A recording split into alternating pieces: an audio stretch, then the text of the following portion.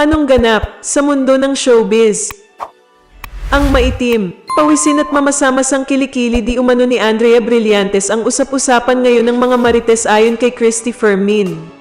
Sa episode ng programang Christy Ferminit, naging topic ng host na sina Christy at Romel Chica ang young kapamilya actress.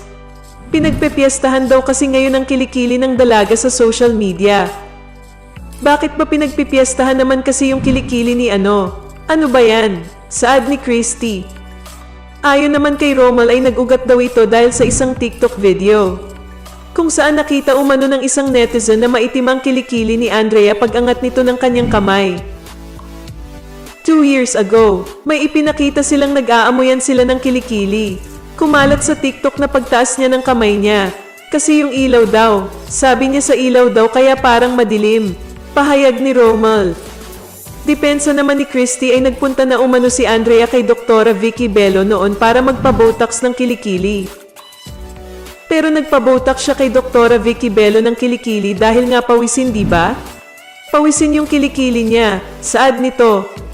Paliwanag naman ni Romel ay dahil daw siguro ngayon ay endorser na si Andrea ng isang deodorant brand. Kaya kinailangan nitong magpa-botox ng kilikili. Samantala, sinabi rin ni Christy na mas napansin pa niya ang pilik mata ni Andrea kaysa ang kilikili nito. Ako mas napapansin ko yung pilik mata niya kaysa dun sa kilikili niya. Ani Christy, parang ipis na no? Hirit naman ni Romel.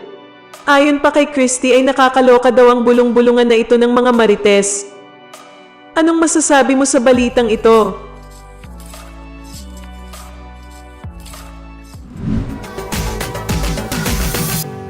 Anong ganap sa mundo ng showbiz? Kilalang taga-suporta ni Bongbong Marcos Jr. ang boyfriend ni Andrea Brillantes. Kaya ang aktres ay todo effort na i-convert ito bilang isang kakamping. Kamakailan ay hayagan ng nagpahayag ng suporta ang 19 na taong gulang na si Andrea para sa kandidatura ni Vice President Leni Robredo at running mate nitong si Kiko Pangilinan. Sa katunayan, isa si Andrea sa mga maningning na celebrities na gumulat sa publiko matapos makiisa sa star-studded na birthday rally ni Robredo noong Sabado.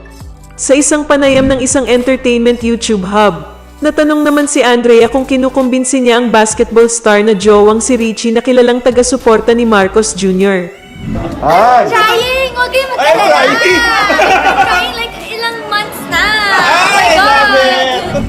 Gayunpaman, umaasa umano si Andrea na makukumbinsi niya si Richie na kagaya niya'y maging taga-suporta ni Robredo. He supports me, supporting Lenny. At sobrang na-appreciate ko na yun.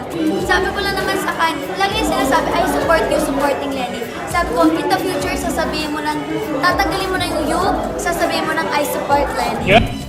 Sa tingin ng aktres, may chance din umano na ma-convert niya kalaunan si Richie.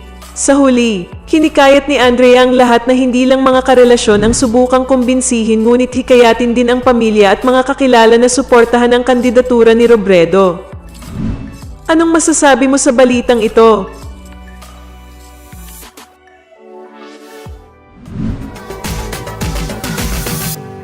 Anong ganap sa mundo ng showbiz?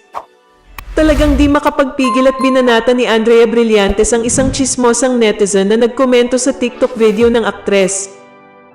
Sa kanyang TikTok account nito lamang January 13 ay nagpost si Andrea ng video na tila umiiyak kasunod ng pag-viral ng larawan ni Seth Fedelin kasama ang pamilya ni Francine Diaz. In-unfollow na rin ni Andrea si Francine sa Instagram at maging si Francine ay in-unfollow rin si Andrea. Sa ngayon ay hindi pa malinaw kung ano ang dahilan kung bakit in-unfollow ng dalawa ang isa't isa. Samantala, ayon sa netizen na nagkomento sa post ni Andrea, "Usap muna, bago drama sis." Agad naman na binweltahan ni Andrea ang nasabing netizen. "Ikaw na chismosa ka. Huwag kang umasta na parang alam mo lahat at alam mo kung bakit ako nagdadrama. Yan ang problema sa inyong mga chismosa eh." Anong masasabi mo sa balitang ito? Anong ganap sa mundo ng showbiz? Hindi pumalago umalma si kapamilya actress Andrea Brillantes sa sinabi ng kanyang jowang si basketball star Richie Rivero na siya ang unang nag-first move kaya sila naging malapit sa isa't isa hanggang sa magkapalagayang loob at maging magkasintahan. Iyan ang inamin ng dalawa sa latest vlog ni Andrea. Sa naturang vlog, sinagot ng magnobyo ang mga karaniwang tanong sa kanila ng mga netizen. Pag-amin ni Richie, matagal na niyang nakikita si Andrea noong bata-bata pa ito, subalit walang pagkakataong nagkausap sila. Say naman ni Andrea, noong una raw ay naririnig-rinig lamang niya ang pangalan ni Richie dahil sikat ito sa larangan ng basketball.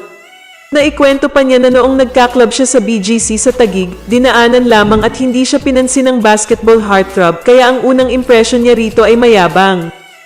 Dumating din sa puntong nag-follow sa isa't isa sa kani-kanilang social media hanggang sa magka-unfollowan din.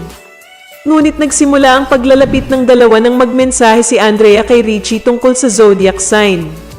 Nakikita raw niya kasi sa SOCMED ng basketballista na nagpo-post ito tungkol sa zodiac sign at dahil mahilig dito ang young actress ay ikinatuwa niyang may isang lalaking gaya ni Richie ang nahihilig din dito. Kaya nang sabihin ni Richie na si Blythe ang nag-first move, hindi na nakatanggi pa ang aktres. Matatanda ang pinag-usapan ng kanilang pagiging mag-on nang hingi ni Richie ang matamis na yes ng aktres sa harap ng madlang people matapos ang kanilang laro sa SM MOA Arena. Nagkaroon din ng panayam si ABS-CBN News anchor Karen Davila kay Blythe tungkol sa kanilang dalawa ni Richie. Si Richie naman, isinalaysay ang kwento sa likod ng kanyang viral na proposal kay King of Talkboy Abunda. Anong masasabi mo sa balitang ito?